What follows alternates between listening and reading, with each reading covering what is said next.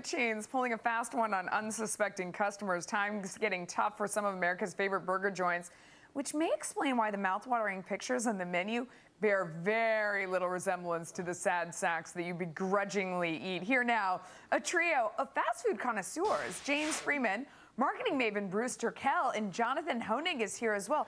Bruce, is this truth in advertising? Really? You think there's truth in advertising? Okay, No. Here's the secret.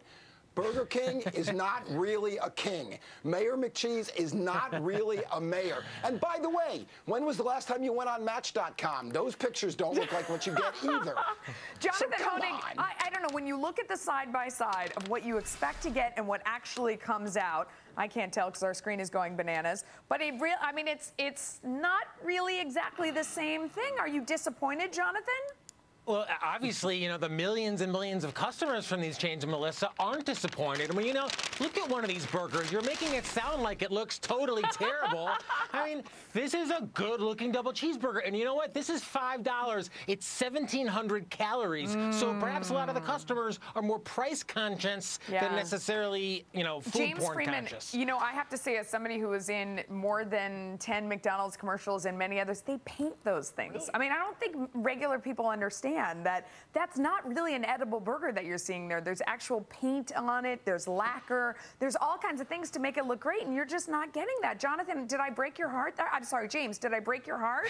Well, are you surprised? No, quite the opposite. I'm really impressed with you. Your stock is rising with me, knowing that you have knowing that I hawked McDonald's burgers in another life? Yes, that definitely makes me. But I got to tell you, I don't really understand the whole premise here, because I think the real food on the right looks better. Because it looks like something that Baconator on the right there. That something thing. I'm really going to eat, and I'm excited to eat. That on the right? I mean, it looks like it got run over by a truck. That thing on the right. It looks homemade. And one of the reasons I think some of those burgers looked a little depressed, they look smaller, is because the grease has seeped into the bread, and it kind of sinks down a little, and that means it's going to be delicious. So I don't really buy the comparison. All right. In the meantime, the corporate youth movement isn't restricted to Silicon Valley. At just 33 years old, Burger King's new CEO, Daniel Schwartz, is beefing up the burger chain by making some rare moves. I mean, he's been in charge. Since he's been in charge, the stock is up 35% versus the S&P that's up 22%. Just 33 years old, the head of Burger King. What do you think about this one, Bruce Turkel? Does it make you feel old? It makes me feel old. I think they should change the name to Burger Prince. Okay. Look, since 1954, they've had 21 CEOs. This guy has made the stock go up. I think the age is irrelevant. I know. Or it could be Jonathan. I mean, of course, he was put in there after a private equity buyout, you know, where they changed management, put in their own guy. He was originally, I think it was Credit Suisse in Boston. He was an analyst there. Then he went to work for 3G Capital. I think it shows you what private equity can do when they come in and straighten out a business. What do you think, Jonathan? Find great managers. And, you know, Melissa, who knows more about burgers than a 33-year-old young man? I mean, this is probably the target demographic as well. So, I mean, don't discount young, brilliant CEOs. Mark Zuckerberg is the best example. I mean, a kid and already the richest man in the world. Okay, this is the most appalling story of the whole entire day. It is sure to leave a chip on your shoulder, and for a little more flavor, you are going to get a little less potato. PepsiCo, the maker of the always delicious Lay's potato chip, getting a little skimpy on the snack, packing in 5 fewer chips into their specialty bags. $4.29 will get you a 10-ounce bag of regular chips.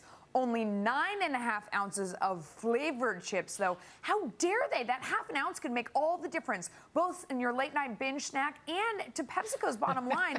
The 5-chip cut is estimated to save 22 cents a bag, which adds up to $80 million per year for the company. James Freeman, are you applauding them? Or are you just, I mean, can you imagine you could have 4 or 5 more delicious chips at the bottom? Yeah, I think customers figure this out pretty quickly. Obviously, they got to make money in the snack foods because, especially in the United States, people have less appetite for the flagship cola that they used to have. So maybe they're pressing a little on this one. But if it's a gimmick, I think people figure it out pretty quickly. Bruce Turkel, do people figure it out, and are they furious?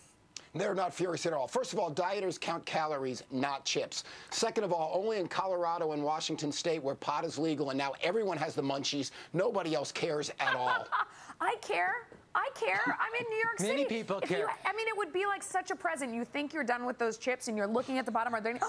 There's one more. four more. Melissa, this is food inflation. We've seen this for a number of years. As commodity prices move higher, companies, producers have to either reduce the amount in their normal chips or just make the package size smaller. And Melissa, I mean, they say a picture says 1,000 words. This is a brand new bag. Look how little. Not a lot of chips in this huge bag. Jonathan, I love your props. I hope that you're sending them all to me because I am so hungry after this segment. I want the burger and the chips. Wow, thanks, guys. You were great.